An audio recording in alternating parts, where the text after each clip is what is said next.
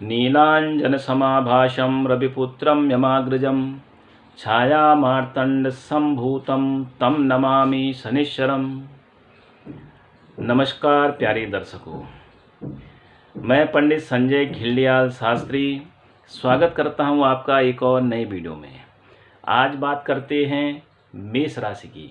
मेष राशि पर शुरू होने वाले शनि की साढ़े साती की कि मेष राशि पर जो शनि की साढ़े साती प्रारंभ हो रही है, उसका जो पहला चरण जो प्रारंभ हो रहा है, उसमें आपको क्या परेशानियां होने वाली हैं, क्या उससे लाभ मिलेगा और कैसा रहेगा ये जो है साढ़े साती का जो पहला 2.5 साल पहले जो 2.5 वर्ष हैं आपके लिए। आइए इन पर ही विस्तार से वर्णन करते हैं। मेष राशि वालों, आप जैसा कि जानते हो कि 30 मार्च से शनिदेव जो है कुंभ राशि से हट करके और मीन राशि पर आ रहे हैं।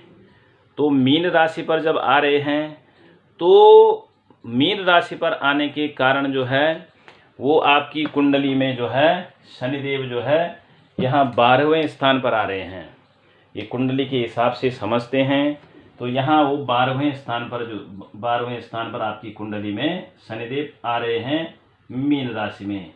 30 मार्च तक जो है वो कुंभ राशि में रहेंगे, उसके बाद यहाँ मीन राशि में आ जाएंगे।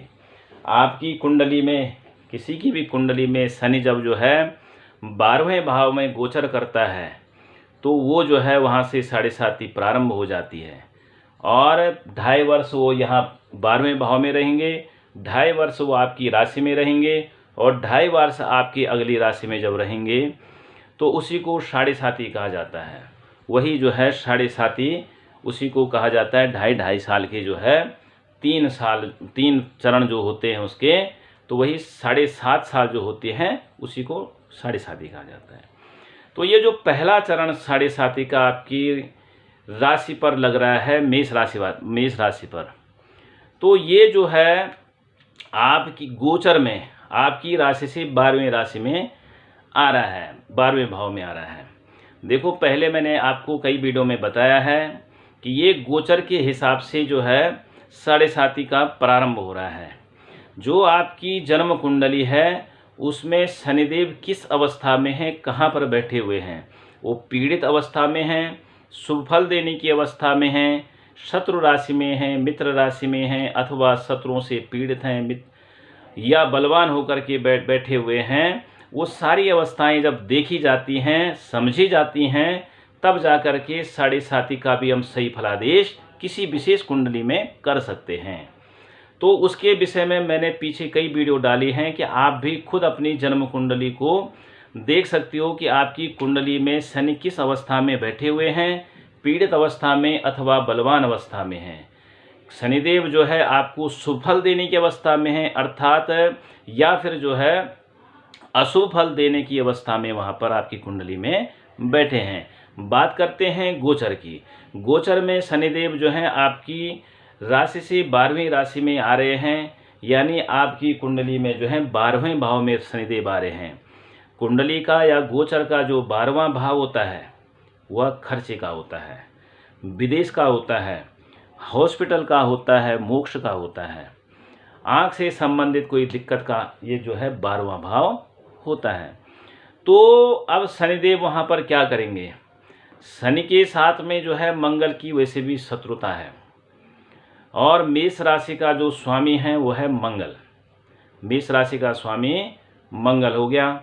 अब शनिदेव जो है साढ़े साती प्रारंभ हो रही है मंगल की राशि पर, तो मेष राशि पर जब शनिदेव आएंगे तो वहाँ पर उनके वो बहुत अच्छे वो रिजल्ट नहीं दे रहे हैं। मेष राशि पर जब साढ़े साती प्रारंभ हो रही है तो वो बहुत शुभ फल देने की अवस्था में वहाँ पर नहीं बैठे हुए हैं। और दूसरा जो है हॉस्पिटल का स्थान है 12वां, तो वो वहाँ पर जो है रोग बढ़ाएगा। हॉस्पिटल में पैसे खर्च होंगे, हॉस्पिटल में जो है रोग शोग आदि में जो है धन का व्यय होगा। व्यय स्थान है तो इनकम से ज़्यादा जो है खर्चे बढ़ेंगे। यदि आपकी जो है 10 रुपये की इनकम है तो वो 12 रुपये खर्च कराएगा, बिना मतलब के खर्चे बढ़ जाएंगे। यानी जिन खर्चों के बारे में आपने कोई प्लान नहीं किया है वो भी खर्चे आपकी बढ़ जाएंगे। कई बार क्या होता है कि आपने एक विचार किया है कि इस पैसे को मैं मकान में लगाऊंगा, इस पैसे को मैं जो है ज़मीन जायदाद खरीदने में लगाऊंगा, या इससे मैं गाड़ी लूँगा, या इससे मैं ये कारोबार शुरू करूँगा, लेकिन वो पैसा वहाँ न लग करके दूसरी जगह खर्च हो जाएगा बिना मतलब कि, जहाँ पर आपने उसके बारे में कोई सोचा नहीं है, कभी उसके बारे में कोई विचार भी नहीं किया, लेकिन वो पैसा अनायास ही उधर आपको खर्च करना ही पड़ेगा। तो इन बातों का भी आपने ध्यान रखना है। व्यय बढ़ जाएंगे, व्यय स्थान है 12वां, तो वो व्यय बढ़ा देगा, खर्चे बढ़ा देगा बिना मतलब के खर्चे। और दूसरी बात जो है, आँख से संबंधित कोई प्रॉब्लम, कोई परेशानी आपको बन सकती है, और बड़े बड़े बदलाव आपके जीवन में आएंगे, बड़े बड़े बदलाव आपके जीवन में आ सकते हैं।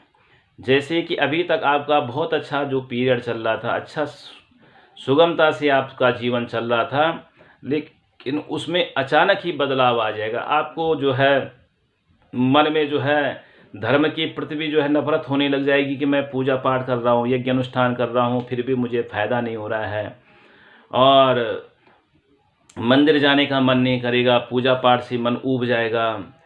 तो ये बातें जो है आपके जीवन में ये बदलाव आएंगे। और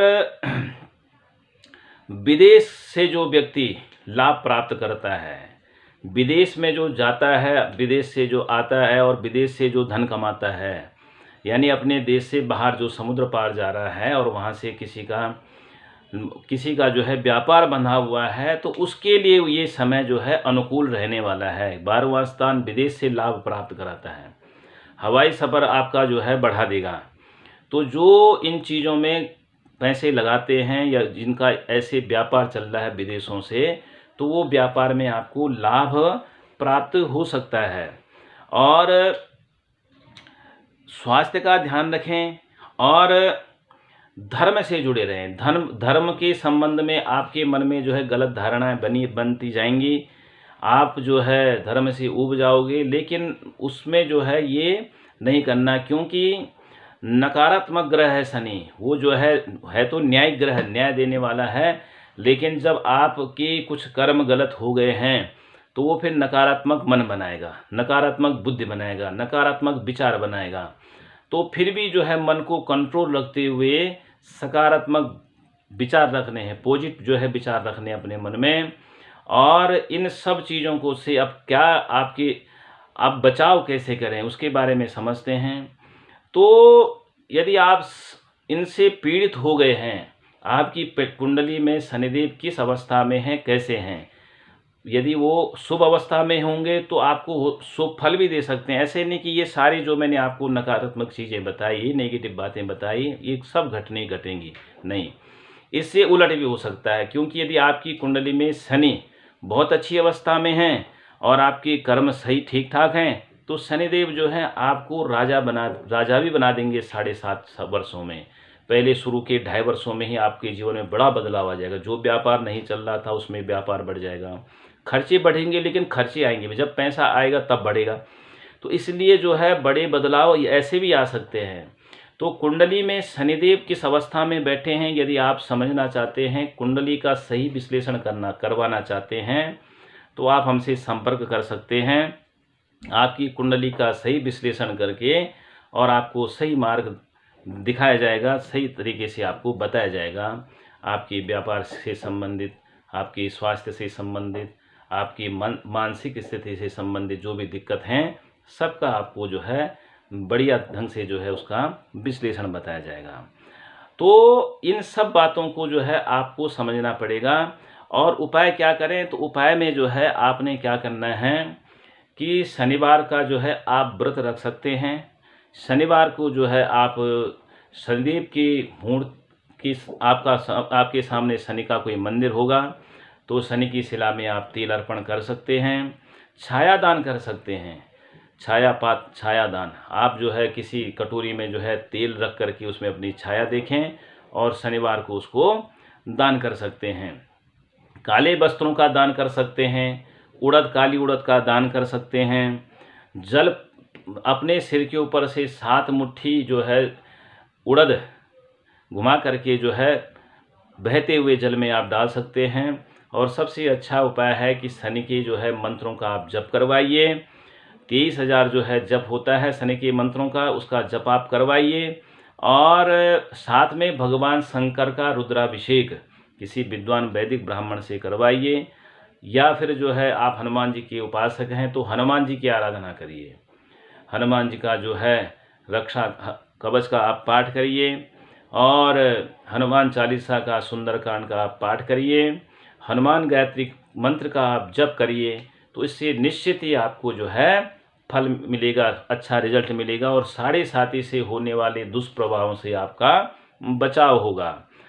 तो ऐसे ही किसी भी राशि के बारे में जानने के लिए, विस्तार से समझने के लिए, ज्योतिष सीखने के लिए, कर्मकांड से संबंधित और सनातन धर्म से संबंधित विषयों की जानकारी के लिए आप हमारे चैनल से जुड़े रहें।